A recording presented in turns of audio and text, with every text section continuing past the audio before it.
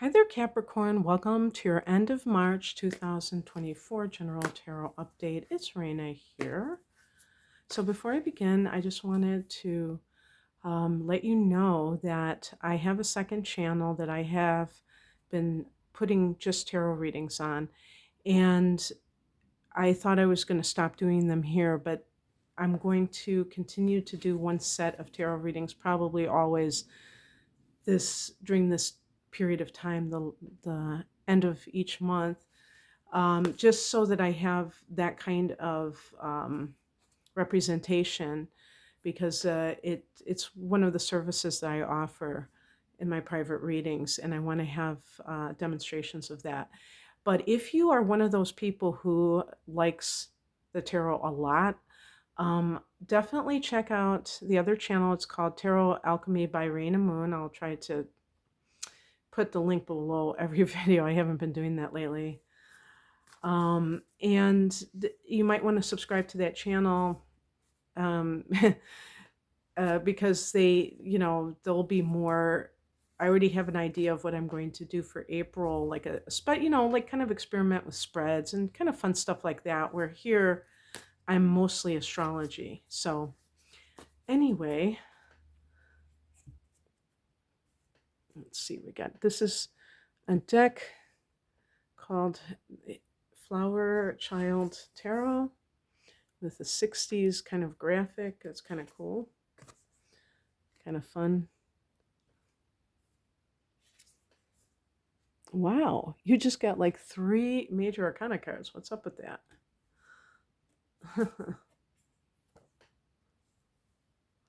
I'm trying to think of astrological events that are happening right now that would be doing that. Well, Mars is direct in Cancer. I think it's still in Cancer. Well, that's your opposite sign. Oh my gosh, there's another one. I know what it is. I know what it is. So we're going to have, I'm recording this on the astrological new year, the spring equinox in the northern hemisphere. And this is a cardinal time. This is a time when, all the seasons represent cardinal signs. And in this case, we're talking about Aries. Well, you're a cardinal sign as well, Capricorn. So these points can hit you directly, especially if you're on the earlier side. There's like this eclipse that's happening at the end of the month, and that's going to be at 9 Aries. And this is all to do with your domestic area of life, the fourth house of home and family. So whether it's your past and your childhood and your mom, or if it's your current family that you have created, it could be some upheaval with that or some new developments with that. So just kind of letting you know. So we have here, the heart of the matter is the Justice card, and this is a card, I'm sorry, I was looking at the past position, the Lover's card. And this is a card of a choice. Now it can be a card of love and intimacy and connection, commitment, those kinds of things. We have it's funny, we have a lot of these cards that are connected to that. Let me pick the past position here. The Justice card. Yeah, it almost suggests like some kind of transition between divorce and a new relationship, or we talk about lovers and things like that, but it might not be on your end in some cases. Maybe, your ex-husband or ex-wife has remarried, and that has caused you to feel triggered. That's why I was saying about Mars in Cancer in the 7th house. The 7th house is committed partnership, like marriage and that kind of thing, or a committed relationship. But it can also be legal matters.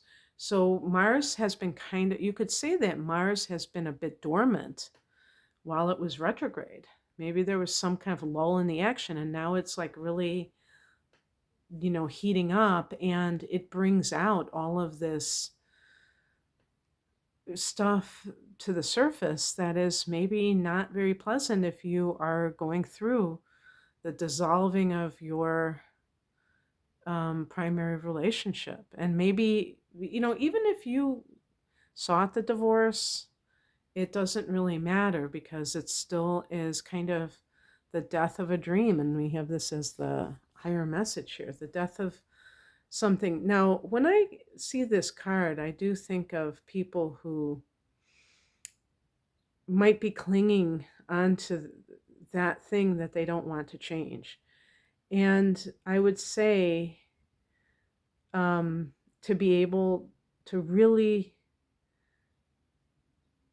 be able to appreciate when something is leaving your life and not to, kind of wish it goodbye. It's actually like, physical death. When you love people in your life, the older you get, the more inevitable it is that you're going to have to deal with that issue in your life. And it can be, if you know a lot of people, it's going to be really emotionally wrenching. So, what is the best way to handle that? We have to really get into this idea of emotional detachment, not like completely not having feelings, but so that you're able to say goodbye to people without feeling like emotionally just like torn apart. It's like a balancing act. It's not going to be something that is extreme, one extreme or the other. Either you're totally indifferent or you totally are attached, because this world is temporary.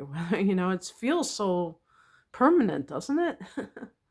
But it's a temporary world for us, so we have to approach it that way, and it makes it easier to be honest, because you realize that nothing um, lasts forever in this world, even if it lasts 100 years.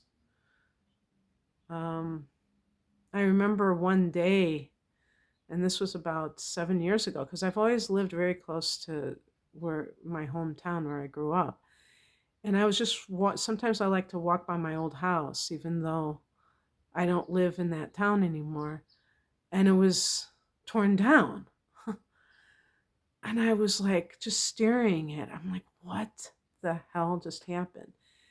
And it was constructed in 1905 or 1904. It was there for over 100 years, and then it just they tore it down. And it's like, what do you do? There's nothing you can do. That's why death is like this final thing. There's you can't there's nothing you can effort you can make after something is gone to kind of bring it back. But you have to kind of like integrate those losses.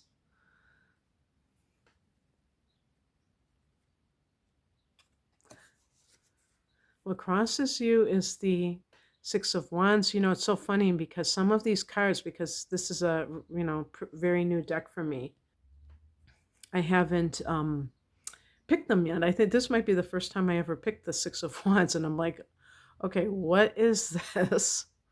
Okay, we got a giant cat, and she's naked, and so anyway, this is a card of the happy. Six of Wands is a card of, you see the laurel wreath, and it's a card of like success and taking your bow. And really, it's interesting because it's this idea of recognition. And, yes, we can talk about it in terms of work and things like that. I mean, we can even look at those cards on top as this idea of fairness in the workplace, and maybe even somebody who wins some case in arbitration where it's like, you were proven that you were like treated unfairly.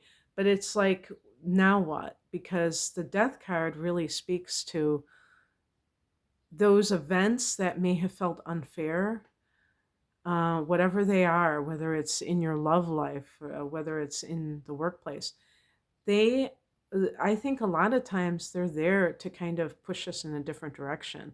And so many times people will cling to that situation that they had because to them it's the only one that they can imagine for themselves, even if that's not true. So the Six of Wands in the challenge position can be this idea of, do you feel worthy of respect? Because that's going to inform your future choices. If you're going into situations where you don't necessarily believe your worth, and then you find out, what is manifested is a situation that isn't very pleasant for whatever reason, you're going to look at that and think, oh my God, this is so unfair, or this marriage is so misaligned.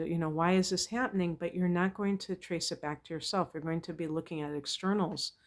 And this kind of shows to me that until you are able to receive those kinds of messages that talk of your worth, and that includes, compliments. I wouldn't be surprised if the average Capricorn person brushes off compliments because, I think you're kind of hard on yourself. And so if somebody else is easy on you, you might think, nah, I got to stay hard.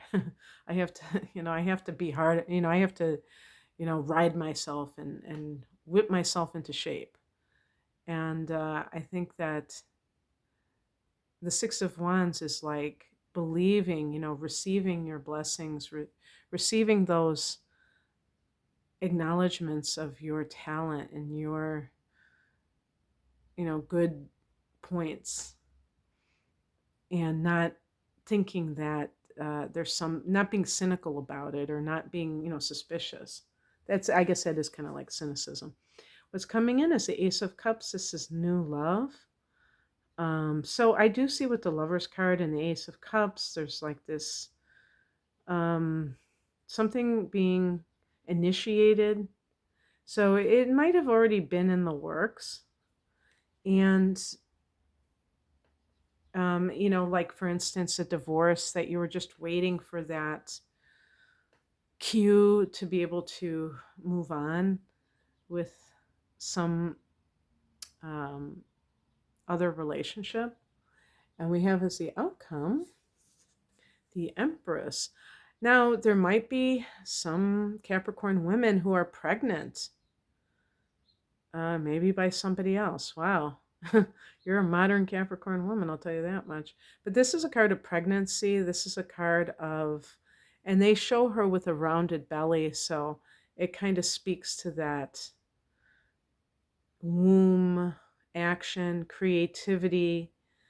This is a very good card for prosperity and creativity. There's like a fertility attached to it. And, in the Northern Hemisphere, we're dealing with spring, and that's a very common theme of the spring and the Easter season with eggs. Eggs are symbols of fertility.